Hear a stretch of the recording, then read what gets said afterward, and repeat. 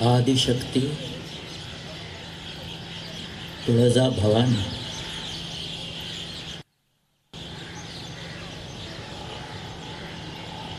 तुम्ही कधी साल्हेर त्या उत्तुंग कराल दुर्गावर एखादी रात्र काढली आहे का? साल्हेर हा महाराष्ट्रातला सगळ्यात उंच असा दुर्ग आहे.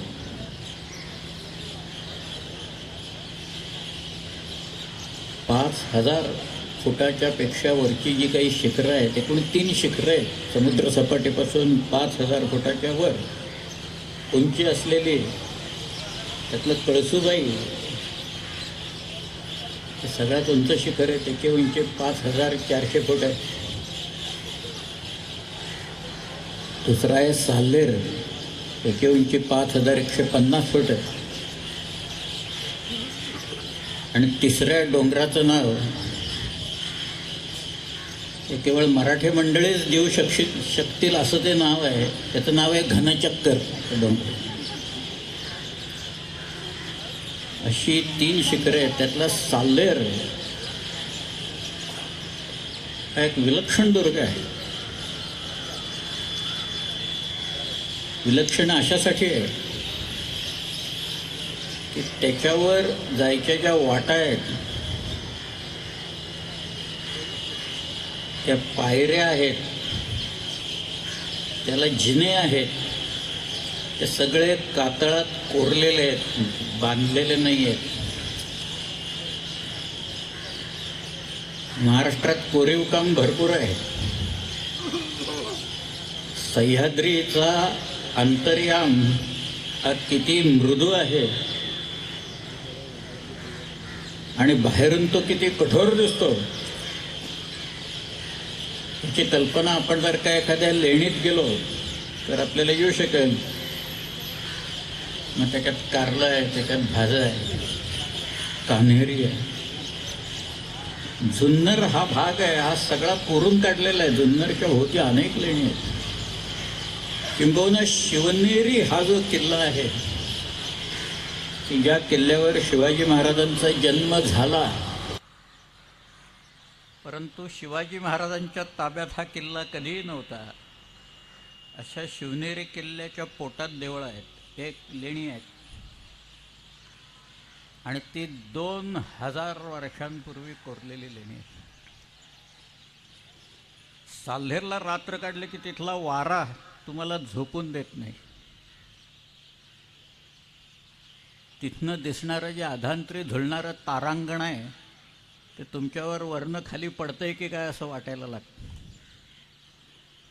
एरवी आपल्याला कधीही न दिसणारे अनेक लक्षावधी तारे हे आपल्याला त्यावेळेला दिसायला लागतात. आणि नेहमीचे तारेसुद्धा ओळखताना पंचायत व्हायला लागते. ते साल्हेरची गंमत अशी आहे की साल्हेरला 2 पावलं कोरलेली आहेत. आणि एक आख्यायिका अशी की परशुरामाने तिथून बाण मारला आणि अपरांत निर्माण केला. अपरांत म्हणजे कोकण निर्माण केलं.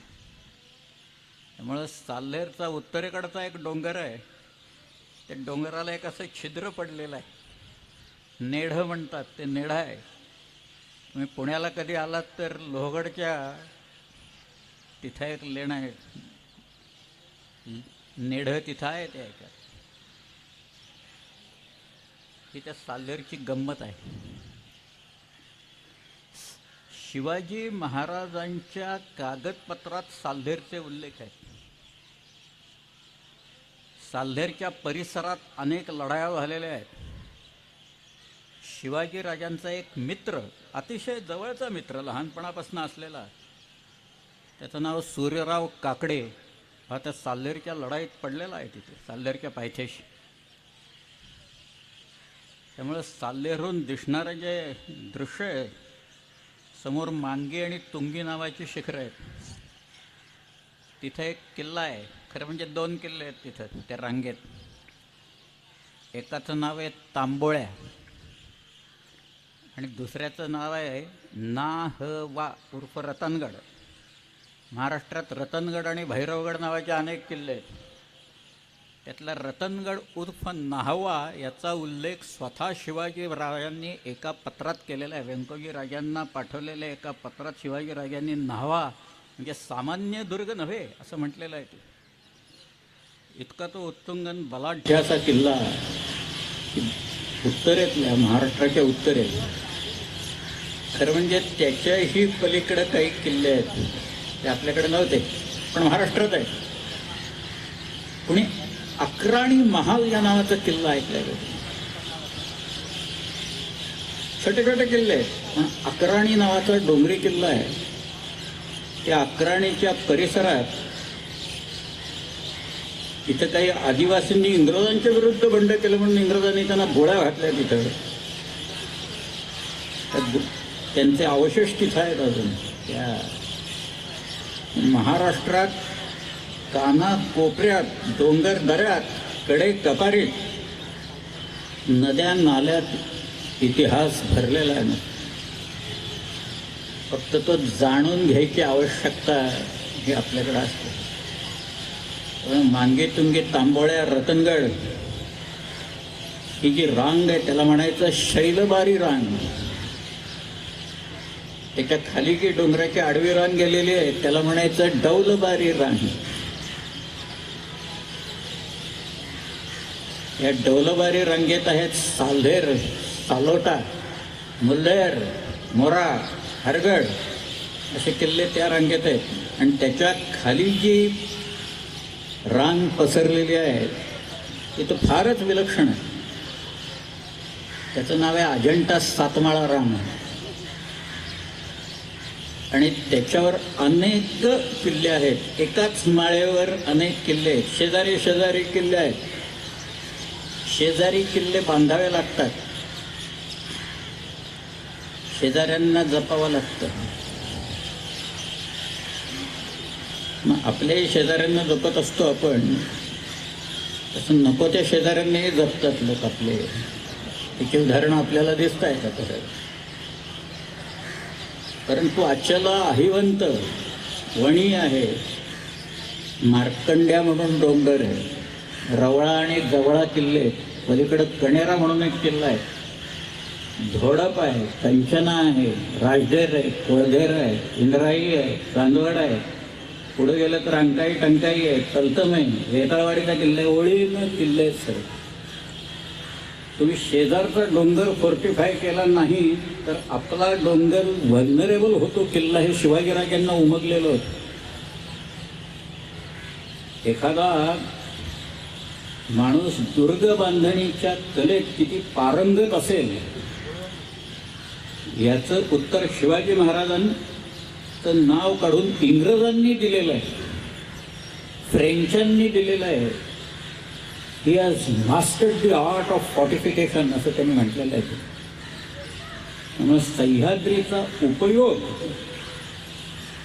शिवाजीराजांनी कसा करून घेतला हीच तर सगळी कहाणी आहे त्याची. तो काही त्यांनी सुरुवात केली नाही. ही जी वॉरफेअर आहे या वॉरफेअरची सुरुवात आधीच झालेली आहे. ती वॉरफेअर शहाजीराजांनी वापरलेली आहे. दक्षिणेत असलेला निजामशाहीचा वजीर मलिक अंबर यांनी ती वापरलेली आहे. किंबहुना मलिक अंबर हा एक फार मोठा माणूस होऊन गेला. माझ्याकडे एक फ्रेंच बाई आली होती, नावही सांगतो तिचं नाव एलायना द लातू. ती म्हणाली मला मलिक अंबरवर पिक्चर काढायचा आहे. म्हटलं एकदम हा मलिक अंबर हापशी माणूस आहे सिद्धी, तुला एकदम हा कुठं मिळाला, मलिक अंबर कुठं मिळाला? ती म्हणाली मी इथिओपियातल्या मुसलमान लोकांच्यावर काम करत होते आणि तिथं मला असं कळलं की इथले अनेक लोक 17व्या शतकात 16व्या शतकात ते भारतात आले आणि भारतात अतिशय मोक्याच्या ठिकाणी हे लोक जाऊन बसले, नोकऱ्या तिथं केल्या आणि हा निजामशाही चालवली या माणसाने. हा वजीर होता इथला. मला त्याच्यावर पिक्चर काढायचं आहे पण माझ्याकडे मटेरियल नाही आहे काही. मग तिला एक मी पुस्तक दिलं, झेरॉक्स कॉपी दिली. तिला काही मिळत नव्हतं. नाही ते पुस्तक दिल्यानंतर तिथे रोज फोन आणि सारखे मेसेजेस यायला लागले, कारण त्याच्यात तारखा होत्या त्या हिजरीमधल्या होत्या. त्या तिला इसवी सणात कन्वर्ट करून पाहिजे होते. म्हटलं अगं ते जर का सगळं द्यायचं म्हटलं तर माझा किती वेळ जाईल त्या सगळ्याच्यात. ती म्हणाली मला फॉर्म्युला द्या. म्हटलं नाही ना, फॉर्म्युला असं देत आहेत, कॅल्क्युलेटच करावं लागतं, ते का जंत्रबिंत्र काही नाही आहेत. शेवटी तिनं तो नाद सोडला त्या मलिकांबरचा. पण नंतर मला पॅरिसहून एक फोन आला आणि त्यांनी सांगितलं, त्या डॉक्टर होते एक नगरचे, ते म्हणाले अहो एका फ्रेंच पुस्तकात मी तुमचं नाव पाहिलं. म्हटलं चांगलंच लिहिलं ना, तिथं आणखीन काहीतरी शिवाय वाटलं. म्हटलं नाही नाही म्हणाले, मलिकांबरवर पुस्तक आहे त्याच्यात. म्हणाले बरंच तुमचं नाव आहे. म्हटलं माझं नाव मलिकांबरच्या पुस्तकात यायचं काय कारण आहे? तर त्या एलियाना द लातूंनी ती एक कादंबरी लिहिली होती, त्याच्यात निनाद म्हणून एक पात्र टाकलं होतं. मी म्हटलं तू अगं मला विचारलं असतं तर सांगितलं असतं, हे नाव फार आधुनिक आहे. 17व्या शतकात निनाद वगैरे अशी काही नावं नव्हती कोणाची. जनार्दन, गोविंद, विष्णू वगैरे चाललं असतं कोणाला तर. पण एका फ्रेंच बाईला इथं येऊन मलिकांबरवर एक पिक्चर काढावा असं वाटलं. आणि का वाटलं?